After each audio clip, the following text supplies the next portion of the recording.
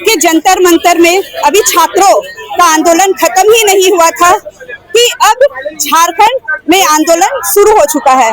दिल्ली के जंतर मंतर में देखा गया कि नीट पेपर लीक के मामले को लेकर के लगभग 1 महीने तक आंदोलन छेड़ा गया।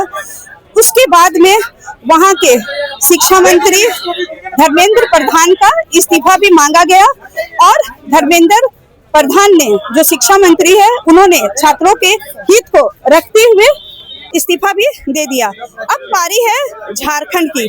झारखंड में जेपीएससी जेएसएससी पेपर को लेकर के आंदोलन लगातार कुछ दिनों से जारी है, जहां पर आप देख सकते हैं कि मैं अभी रांची के जयपाल सिंह स्टेडियम में मौजूद हूं।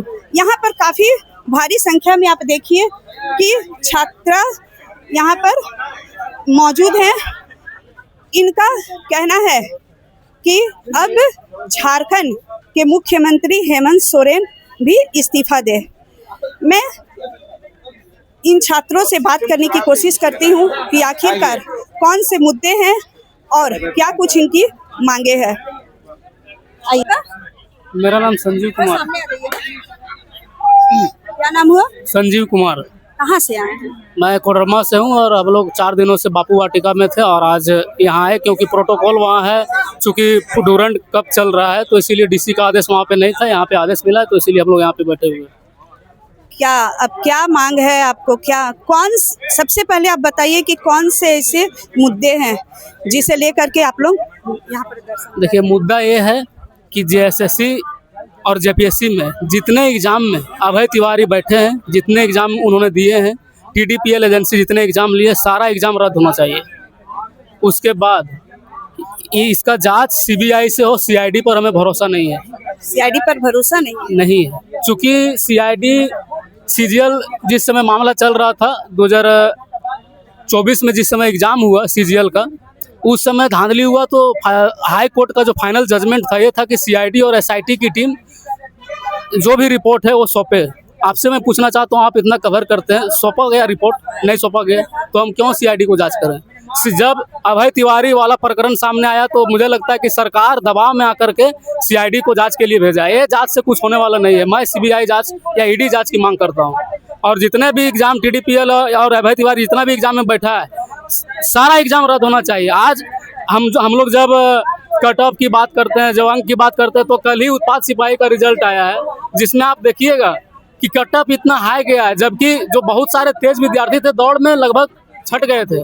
और इतना कट ऑफ हाई जाना, मैं समझता हूँ इसमें पूरा झोल हुआ है। एक विद्यार्थी, बहुत सारे विद्यार्थी जो टॉप 10 आप उठा करके देखिए, 10वां में उनके जो मार्क्स हैं, मतलब 2nd डिवीजन से पास हुए 10वां में, और इसमें जो उनका रिजल्ट है 97% है, किसी का 98% मार्क्स है। ऐसा तो नहीं हो सकता है कि कोई विद्यार्थी 220 क्वेश्चन में 1-2 ही क्वेश्चन गलत करे।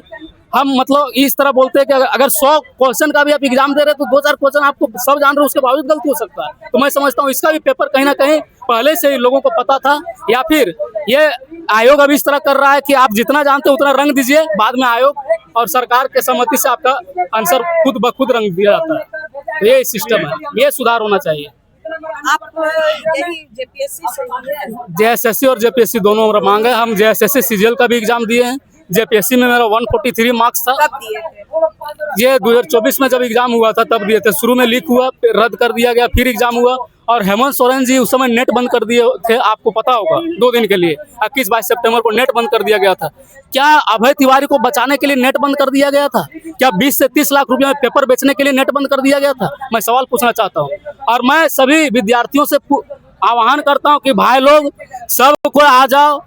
घर में रहने से, लाइब्रेरी में सिर्फ पढ़ने से कुछ नहीं होता। सब क्या आवल पढ़ते हो, बिना आइले कुछ ना हो, तो बिना हंगामा कर ले शांतिपूर्ण तरीके से यहाँ पर बैठेंगे, उसके बावजूद हम लोग का कुछ नहीं हो रहा। इसीलिए मैं सबसे आह्वान कर रहा हूँ, खास करके आदिवासी विद्यार्थियों से भी, कि आप यहाँ आकर आंदोलन को सफल बनाना है।